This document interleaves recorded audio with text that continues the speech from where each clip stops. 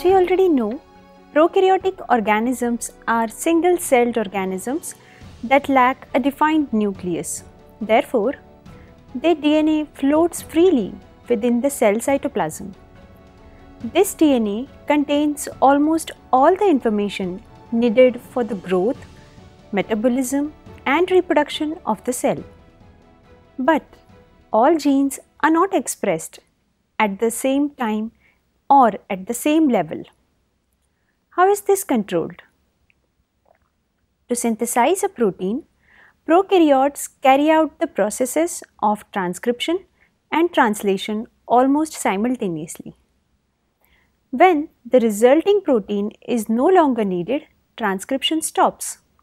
Thus, the regulation of transcription is the primary method to control what type of protein and how much of each protein is expressed in a cell. All of the subsequent steps occur automatically. This means that when more protein is required, more transcription occurs and vice versa. Therefore, in prokaryotic cells, gene regulation is mostly done at the transcription level. Regulation of gene expression. Gene expression is just what it sounds like. It is the act of genes expressing themselves. How do people express themselves?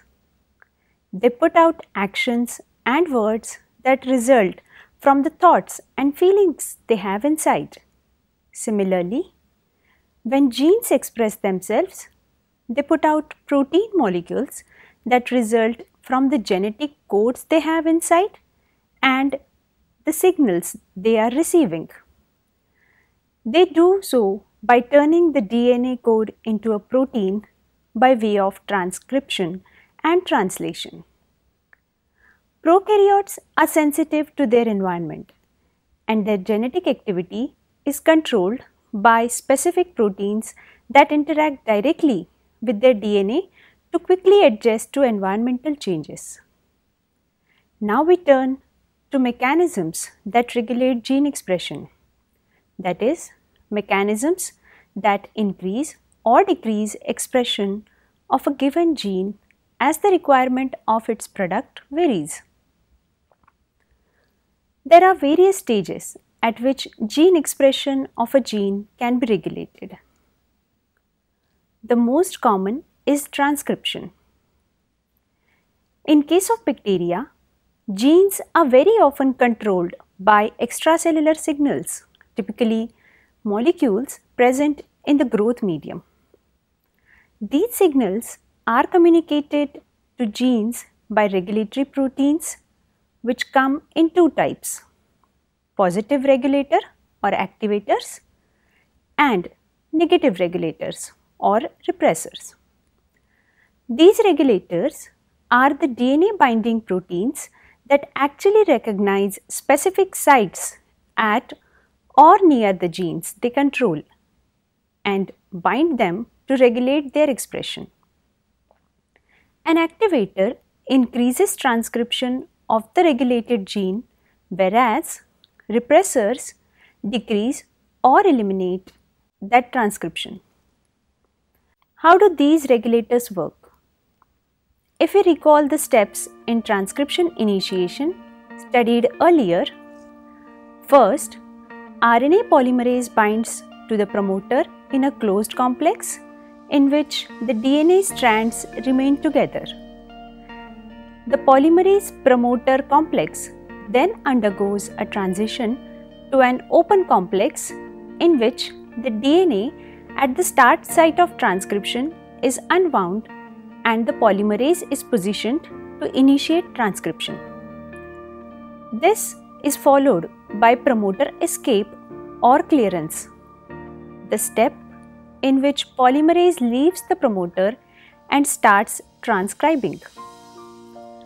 This whole phase acts as point of regulation of many genes for many activators and repressors.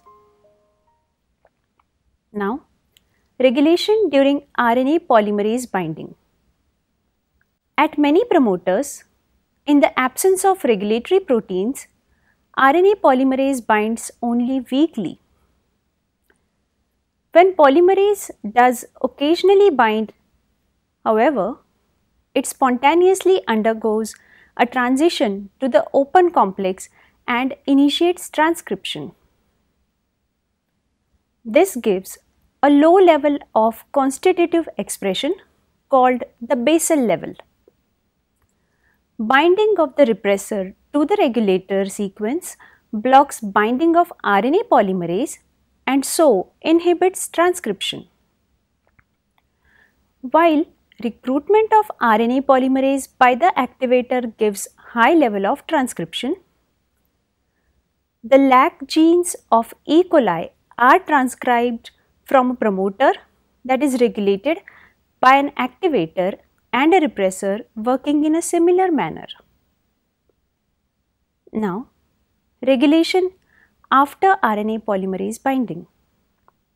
In this case, RNA polymerase binds efficiently unaided and forms a stable closed complex. But that closed complex does not spontaneously undergo transition to the open complex. Hence, in this case, an activator must stimulate the transcription from closed to open complex. Activators that stimulate this kind of promoter interact with the stable closed complex and induce a conformational change that causes its transition to the open complex, thereby inducing high level of transcription. This type of regulation is called as allostery. Now let us understand the concept of operon model. The basic concept about how gene regulation occurs at the level of transcription in bacteria was provided by the classic model called operon model by Jacob and Monod in 1961. In fact, the study of operons was the first way that we learned about the regulation of gene expression. Jacob and Monod studied the bacteria E. coli to learn how operons work. Remember that E. coli is an important bacterium that lives in our intestine. It helps us digest certain foods we eat, like the lactose sugars found in the milk and dairy products. E. coli has 3 genes that code for the lactose-digesting enzymes. Without these enzymes, we won't be able to digest the sugar lactose, and without the 3 genes, we won't be able to make the enzymes. The set of these 3 genes is an example of an operon. Scientists call this one the lac operon because it controls the production of lactose digesting enzymes. Now, let us say that every morning if you drink a full glass of milk but not for the rest of the day, do you think that the lac operon will make the lactose digesting enzyme at a constant rate all the day long? Of course not. The lac operon makes lots of enzymes only when you drink that milk. But for the rest of the day, if you don't consume any more lactose, it doesn't need to make more enzymes because you are not having any more lactose. The lac operon thus regulates the expression of its genes depending on when and how much the enzymes are needed in different situations. In this way, the lac genes can be kept off until expression is desirable and then induced when its product is wanted. Thus, an operon is a unit of bacterial gene expression and regulation which includes protein encoding genes and regulatory elements recognized by the regulatory gene products. All the genes in an operon are transcribed together into an mRNA strand called polycistronic mRNA and either translated together in the cytoplasm or undergo trans-splicing to create monocistronic mRNAs that are translated separately, that is, several strands of mRNA that each encode a single gene product. Thus, result of this is that the genes contained in the operon are either expressed together or not at all. This means that several genes must be co-transcribed to define an operon. We will study this concept with two different examples which regulate gene expression at two different levels. One is gene regulation at transcription initiation, example is lac operon, and gene regulation at steps after transcription initiation, example is TRP operon. Now first, gene regulation at transcription initiation, example lac operon. Now let us study the lac operon in little more details. As you can see in the figure, the lac operon occupies almost 6,000 base pair of DNA and consists of one regulatory gene, the I gene, and three structural genes, Z, Y and A. The I gene codes for the repressor of the lac operon. The Z gene codes for beta-galactosidase, which is primarily responsible for the hydrolysis of the disaccharide lactose into its monosaccharide units galactose and glucose. The Y gene codes for permease, which increases permeability of the cell to beta-galactosidase. The A gene codes a trans-acetylase. The lac promoter located at the 5' end of lac-Z gene directs the transcription of all three genes as a single mRNA, which is translated to give all the three protein products. The lac operator O is a short region of DNA that lies between the promoter and structural genes and that interacts with a regulatory protein that controls the transcription of the operon. Regulation of lac operon. The lac operon in E. coli is an example of inducible operon. An inducible operon is one that is expressed in the presence of a substance termed inducer. In case of lac operon, lactose and its analogues act as inducer. In the absence of an inducer, that is lactose and its analogues, lac repressor binds to the lac operator site. This blocks the progression of RNA polymerase towards structural genes Z, Y and A. Consequently, all the structural genes are repressed and hence there is no beta-galactosidase, permease and trans-acetylase in the cell. This means that the lac repressor molecule is a negative regulator that acts as a roadblock on the DNA in the absence of lactose.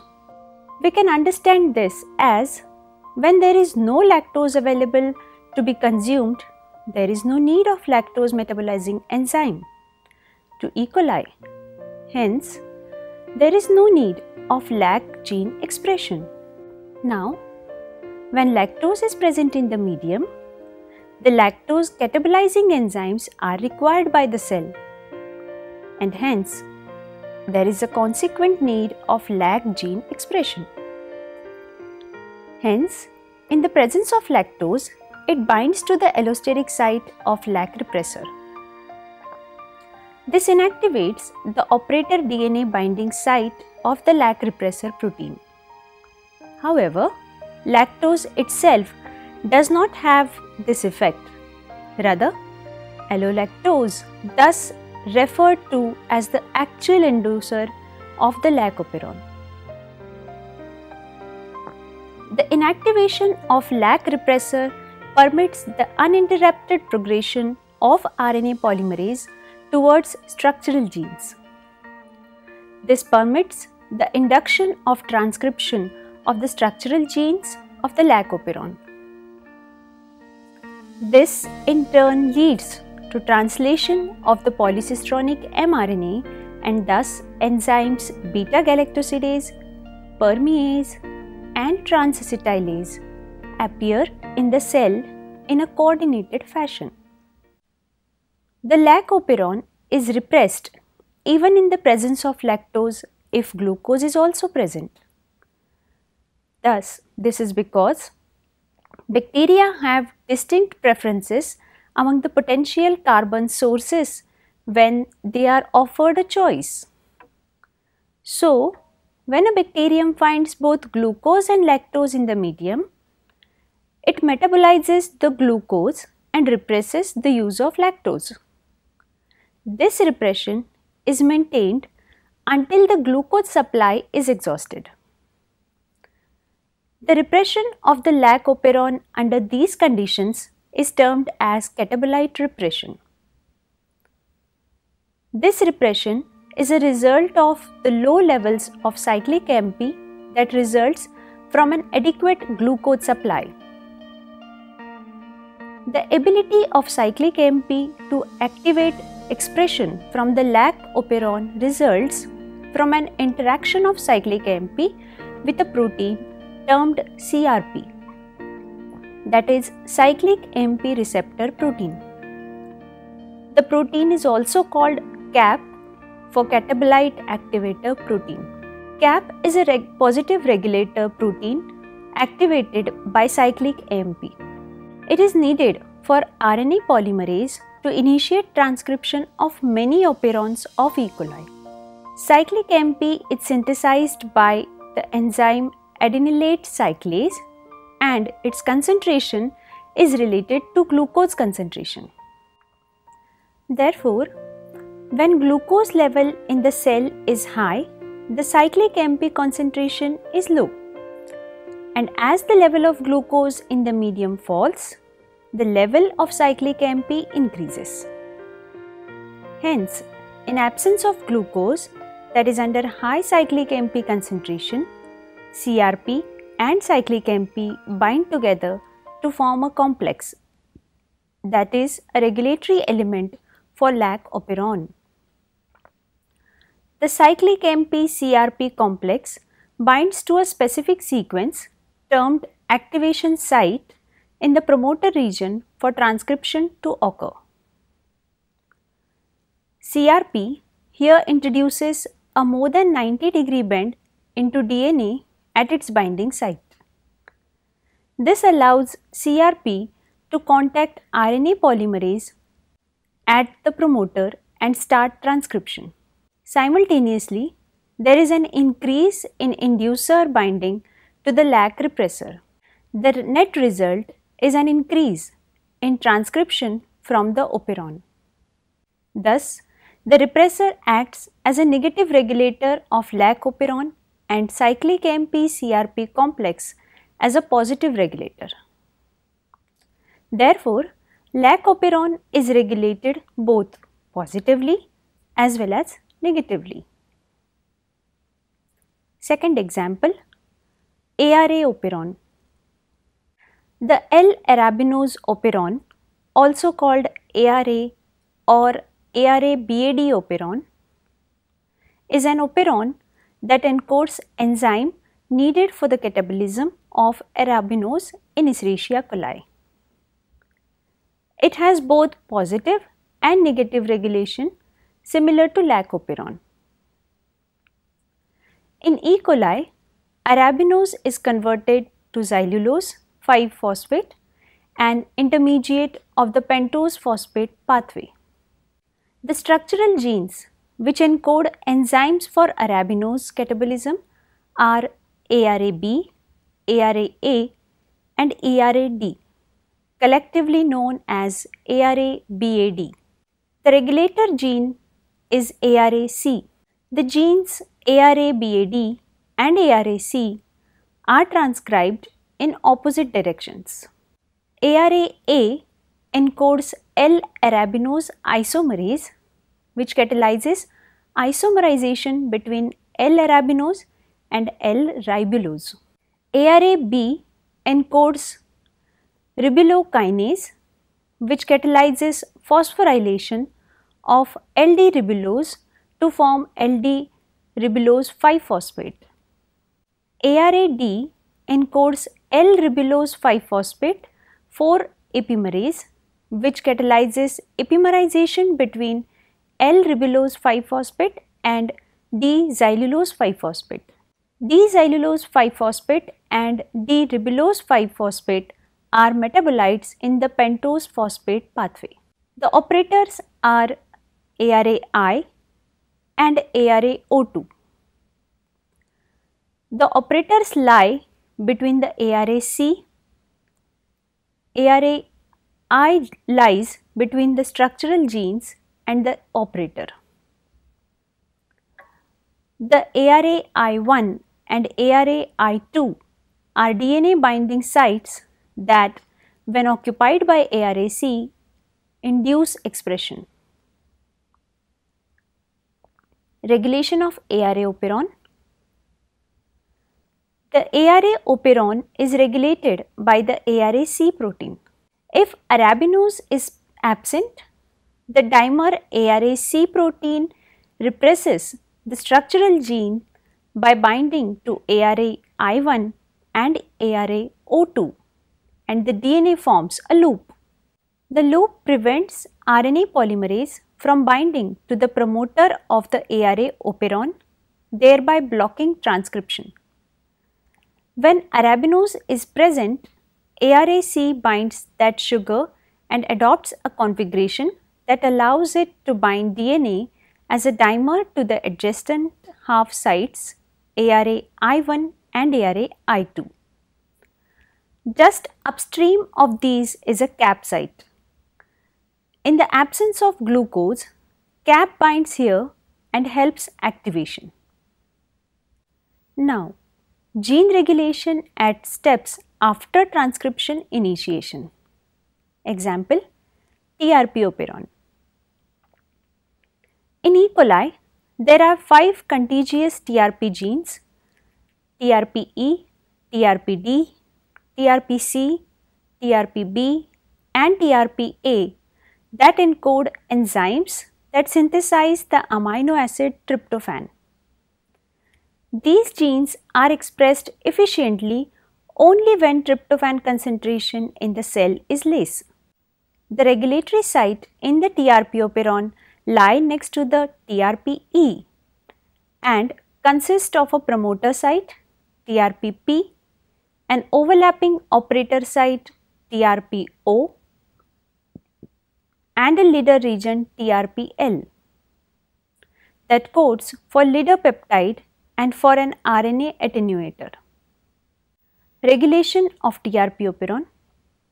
This is a repressible operon, which means that its genes are controlled by a repressor just as the LAC genes are. But here, the repressor is inactive by itself. Therefore, it does not recognize the operator sequence of the TRP operon by itself. When the TRP concentration is low, the TRP repressor is free of its co-repressor and vacates its operator, thus allowing the synthesis of TRP mRNA to commence from the adjacent promoter.